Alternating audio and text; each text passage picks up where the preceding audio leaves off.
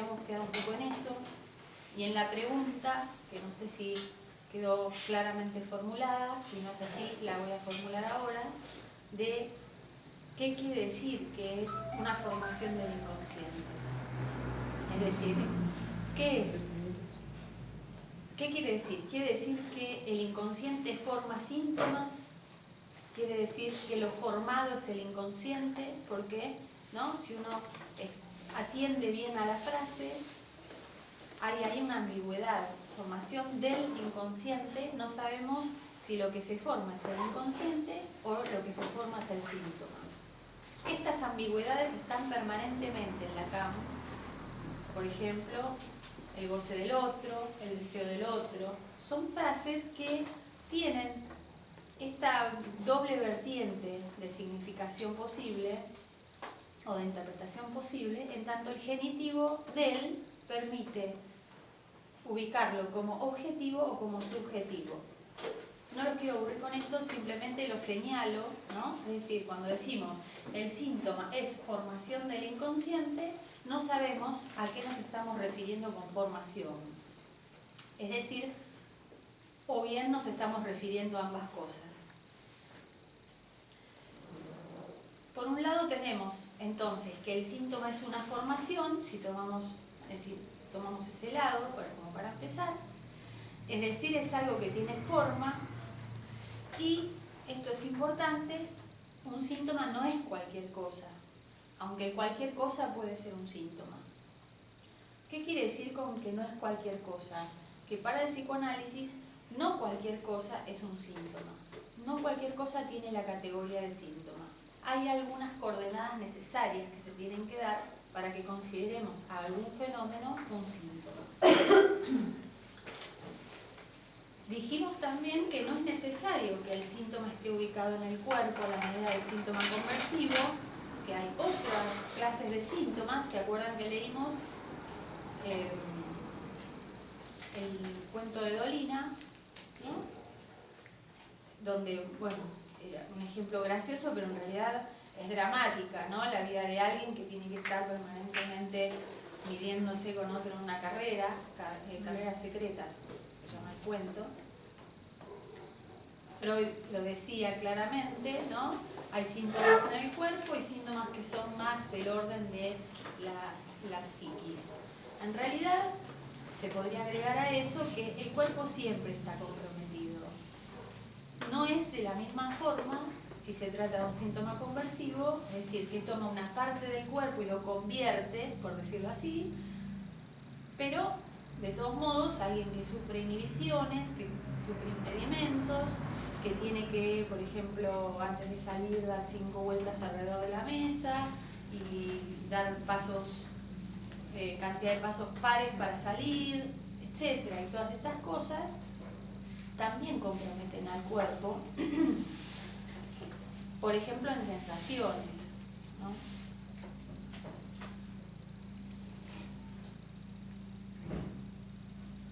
Habíamos dicho entonces que esto también inauguraba como otro modo distinto de pensar lo que es el cuerpo. Bueno, volviendo al tema del inconsciente, entonces, y su relación con los síntomas, habíamos dicho que la otra vertiente sería, bueno, el inconsciente es lo formado. Es decir, hay algo del inconsciente que toma una forma. Y que además tiene un comportamiento particular, ¿no? Lo interesante, entonces, de que el síntoma tenga una forma, también es esta otra cara. Eso también da forma al inconsciente. ¿Y qué inconsciente estamos hablando? Bueno, un poco quería transmitir algunas ideas que tienen más que ver con las postulaciones lacanianas, que tienen cierta diferencia con las postulaciones freudianas en este mundo del inconsciente. El inconsciente para Lacan, en relación al síntoma sobre todo, tiene que ver con algo que opera como un saber. Por ejemplo, en el caso del síntoma conversivo es un poco más claro. o un síntoma cualquiera en el cuerpo, por ejemplo, cualquiera que venga y diga, bueno, siempre que voy a hablar en público, por ejemplo, me quedo difónico. Supongamos que, ¿no?, me pasara eso. Preparo la clase, vengo acá y cuando voy a hablar pierdo la voz. Y me pasa no una vez, me pasa otra vez, me pasa otra vez, me pasa otra vez. Es decir, hay alguna cosa que se repite y que queda identificada para mí, que lo padezco, como algo sintomático. Con eso voy al analista y le cuento lo que me sucede. ¿Por qué voy al analista? Seguramente voy a ir después de que fui al médico o porque me dieron alguna cosa para la garganta, pero si siempre me pasa en la misma situación, ya voy a empezar como a dudar, es decir, acá pasa otra cosa, ya no es una cuestión de la garganta, porque me pasa siempre cuando tengo que hablar, por ejemplo. Eso ya empieza a construir algo que tiene que ver con el saber. Es decir, hay algo de lo que me pasa que opera como rompiendo el saber de alguna forma, porque no sé por qué me pasa, pero que supone un saber en algún lado. Esto lo vamos a trabajar mejor cuando hablemos de la transferencia del deseo del analista, pero lo quiero mencionar porque uno de los puntos fundamentales para pensar la relación del síntoma con el inconsciente es el punto del saber. Esto irrumpe, digamos, entonces, molestándome, pero no deja de hacerme sospechar que tiene algún sentido. A la vez, entonces, que rompe con el saber, es decir, muestra una fractura en lo que yo, desde mi yo, como el lugar desde donde sé las cosas, muestra esa fractura, a la vez también hace consistir un saber en alguna otra parte. Un saber que es enigmático. Es lo que llamamos saber no sabido, ¿no? Pero ese saber que se muestra en esa fractura, como decíamos recién, es un saber que no podemos decirlo, porque no lo podemos decir completo, porque implica ese enigma, ¿no? Eso que no podemos decir tiene que ver con la verdad. Y la verdad, dice Lacan, solo se dice a medias. Abro un paréntesis acá para hablar un poco de lo que implica el tema del saber y la verdad en Lacan, que es un tema que está a lo largo de la obra de Lacan. La cuestión del saber y la verdad son cuestiones muy importantes en la teoría psicoanalítica, sobre todo porque tienen estas antinomias, es decir, no coinciden el saber con la verdad. Eso es fundamental tenerlo claro. No hay modo de que el saber y la verdad coincidan, aunque no pueden tener entidad uno sin el otro. El saber, para decir algunas cosas, voy a decir algo simple como para que podamos tener, digamos, herramientas en relación a estas dos cuestiones fundamentales. El saber es del orden del significante. El saber para Lacan son las cadenas significantes que forman red de un modo particular para cada sujeto y de ese modo, funciona no necesariamente como sabiéndose todo el tiempo, pero sí puedo recurrir ahí, ¿no? ¿Cómo funciona? Digamos, ¿cómo aparece? Aparece como cualquier saber que conozcamos, ¿no? Porque yo soy así, yo soy asá, esto me pasa por tal cosa, o, qué sé yo, no sé por qué me pasa, pero seguro que siendo esto se me va a pasar, digamos. Todos esos son saberes. No solamente se refieren al síntoma, a cualquier cosa, ¿no? Son los modos en que está construido el yo, digamos, en su cara simbólica e imaginaria. Es decir, entonces, el saber son las redes significantes, que ¿dónde están? Están en el otro, ¿no? Que lo escribimos así. Este es el lugar que Lacan en distintos momentos ha llamado batería de significantes, tesoro de significantes. Pero bueno, tomémoslo de una manera, porque si no podríamos ir más puntillosamente a, digamos, a diferenciar esas dos cosas, porque una cosa es pensar que en una batería las cosas son finitas, digamos, hay una X cantidad, ¿no? Y en un tesoro hay un punto de conteo, ¿no? Que no se terminaría nunca. Pero bueno, sacando esas cosas sutiles, digamos, acá están los significantes. Están los significantes y esos significantes arman redes y la red, digamos, de alguna manera atrapa al sujeto, ¿no? Sujeta, hace su punto de sujeción. Esas redes, digamos, si lo vemos por el lado del significante, tiene que, como decíamos el otro día, ¿no? Anillo, dedo, ojo, orzuelo, digamos, esa es una cadena y además es una red porque conecta distintas cadenas.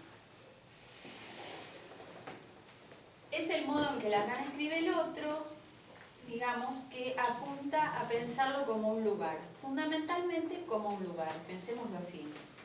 En sí lo escribe barrado porque en este lugar están todos los significantes, pero hay algo que falta, que ahora vamos a tratar de entender lo que es. Entonces, Lacan también en algún momento, en varios momentos, dice ese es el inconsciente. Es decir, el inconsciente funciona como redes de significantes que están en alguna parte y que están, digamos, teniendo efecto. Algo así. Pero habíamos dicho que está el inconsciente, que están los saberes, que está el saber, por decirlo en forma general, y también hay otra cuestión que es la cuestión de la verdad. El tema de la verdad es un tema muy complejo, pero para decir algo, digamos, si el saber es del orden del significante, la verdad no es del orden del significante. Cualquier cadena de significantes implica un enunciado. Por ejemplo,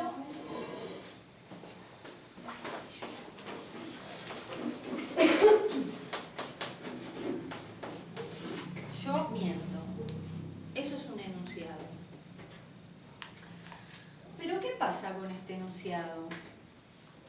Si es verdad que yo miento, entonces estoy diciendo la verdad.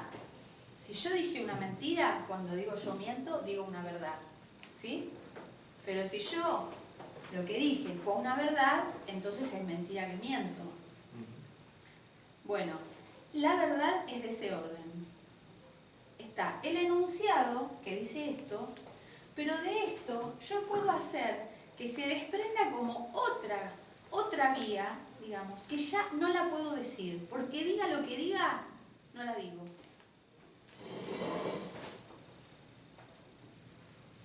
¿Qué dice Lacan al respecto? Dice, la verdad solo se puede medio decir.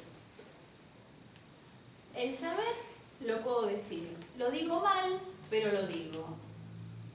¿Qué se desprende de eso? ¿A dónde me lleva eso? A otra, digamos, cadena, entre comillas, que no sería una cadena, pero para decirlo de alguna manera, que es la cadena de la enunciación.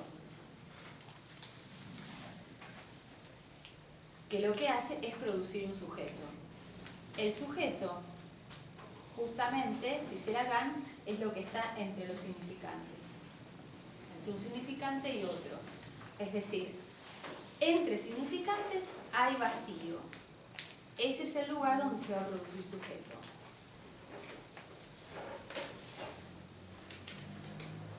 Entonces, el síntoma se comporta así, como eso. Puede tener un enunciado, puede referirse a un saber, pero hay algo que se dice cuando se habla del síntoma que no lo puedo decir, que no puedo terminarlo de decir. Cuando eso se anuda al analista, se arma la transferencia. Lo que va a provocar la transferencia es que, entonces, si se le supone un saber al síntoma, y eso se puede, digamos, de eso se puede producir la apertura a la cadena de la enunciación, se va a producir un sujeto. Si no, lo que va a pasar es como decíamos el otro día, bueno, si seguimos otras vías, eso va a quedar achatado. Entonces, por ejemplo, el que tenía el orzuelo, le van a decir, vaya al oculista, le dan esta cosa y se le va al orzuelo. Y listo.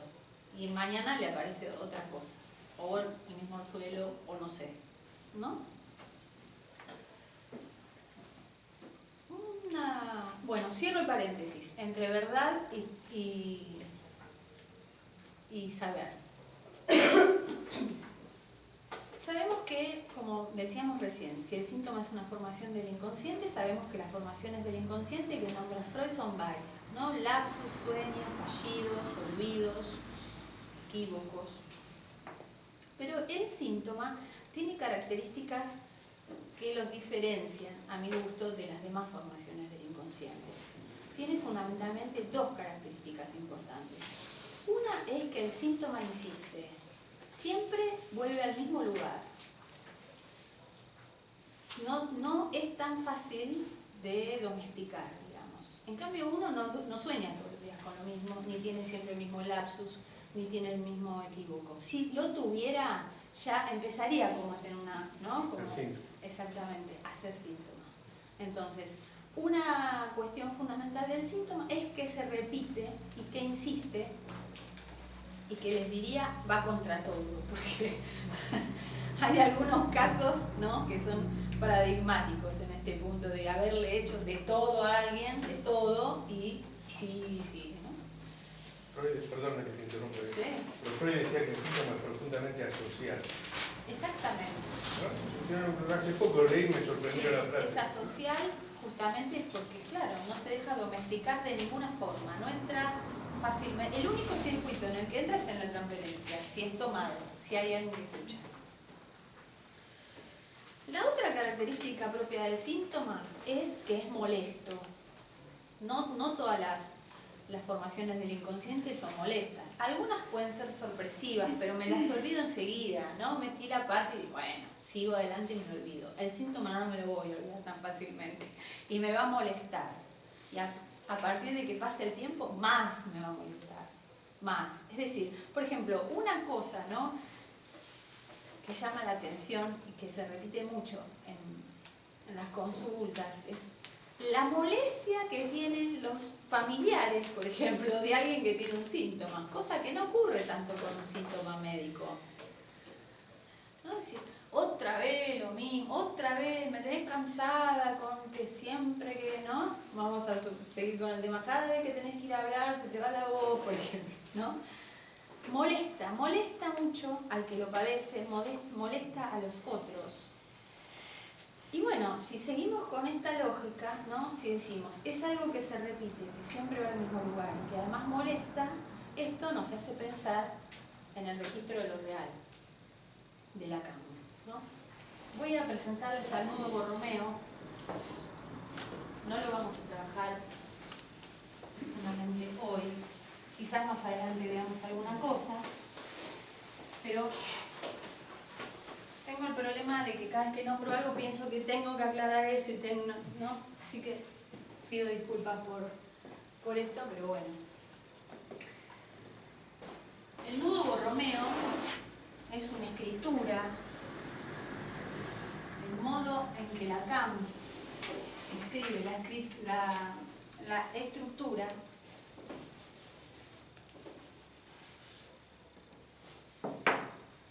Y se trata de 3 cuerdas, que en realidad son 3 toros, que están enlazadas de un modo particular. El modo particular que tienen, no me voy a poner a hinchar mucho con esto, pero lo digo, si se corta una cuerda se separan los 3, ¿no? A estas 3 cuerdas Lacan lo llama imaginario, simbólico y real. Y en el cruce de los 3 ubica el objeto A.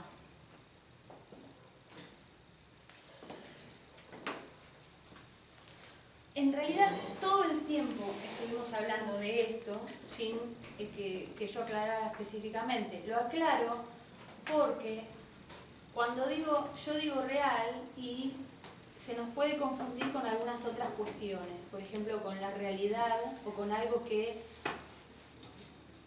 sería verdadero opuesto a algo falso, por ejemplo, ¿no? Es cierto que con la verdad tiene que ver, ¿no? Pero no solamente queda ahí la cuestión. El síntoma tiene las tres caras, como cualquier cosa. Cualquier cosa tiene las tres caras, porque digamos, los tres registros están anudados y de ninguna manera yo puedo pensar en un registro suelto. No existe un registro suelto. Eso no quiere decir que a veces no tengamos una primacía de alguno, pero es una primacía que tiene que ver con el modo en que yo voy a abordar un tema. ¿Sí? Digamos, como para decirlo de alguna forma, un modo didáctico, digamos, de explicar algo. En sí, ninguno de los tres registros tiene primacía sobre otro. Lo importante de esto es, ¿para qué estoy diciendo esto? Lo estoy diciendo porque si estamos pensando, entonces, que el síntoma insiste y que el síntoma molesta y que va al mismo lugar, siempre al mismo lugar, estamos pensando en el registro de lo real. Y ya no solamente entonces estamos pensando el síntoma como un mensaje cifrado, es decir, algo que puedo interpretar y lo desarmo como una cifra, sino que también estoy pensando en el síntoma como formación de lo real.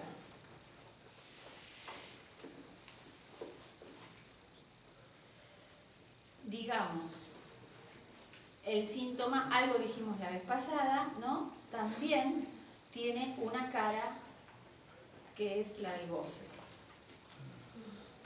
Relación del síntoma con la pulsión, por ejemplo, para decirlo, si queremos, desde el seminario 11. Entonces, ¿cómo se comporta el síntoma? Bueno, por un lado, como una cifra, como un jeroglífico, dice Freud, ¿no? Descifrable, algo que puedo leer. Tiene calidad de mensaje y produce significación. Y supone un saber. Por otro lado, como ese saber siempre me presenta agujero, eso produce un vacío. Ese vacío es la cara gozosa del síntoma. ¿Por qué pasa esto? ¿Por qué en el saber siempre hay agujero? Porque entre significantes hay espacios. Lo mínimo para hablar de significante, que estamos en este registro, el registro de lo simbólico, es S1 y S2, es decir, un par. Un significante solo, no sé lo que es. Esto, di un ejemplo que ya lo di 80 veces, pero lo voy a dar de vuelta. Espero que se lo hayan olvidado. Que escucho en la radio que dicen hay 300 personas en libertad. Esto es real, me pasó y me quedó, digamos, como qué buen ejemplo para entender S1 y S2. Hay 300 personas en libertad y el que está hablando se interrumpe porque se pone a hablar de otra cosa y yo quiero escuchar qué pasa, quiénes están en libertad, estaban presos, estaban de rehenes, no sabía qué pensar. Bueno, hablan propaganda, qué sé yo, cuando bueno dice, bueno, retomando lo que dije, hay 300 personas en libertad, hay 500. ¿No? Es decir, si yo acá digo libertad, no sé lo que digo. Entonces enseguida digo, libertad, que se escaparon, libertad, ¿no? Cuando digo hay 500, este significante me da significación a la anterior. Esta es el número mínimo de significantes que tengo para poder hablar de significantes. Si no, son sonidos. No sé lo que es. No importa que el significante, que digamos que la cadena continúe o no continúe. Cualquier cosa que diga siempre está en referencia a otra. No puedo hablar sin referenciarme con otra cosa. Y eso a lo que me referencio siempre está atrás. Bueno, ¿por qué tengo dos? ¿Por qué no hago de estos dos uno, por ejemplo?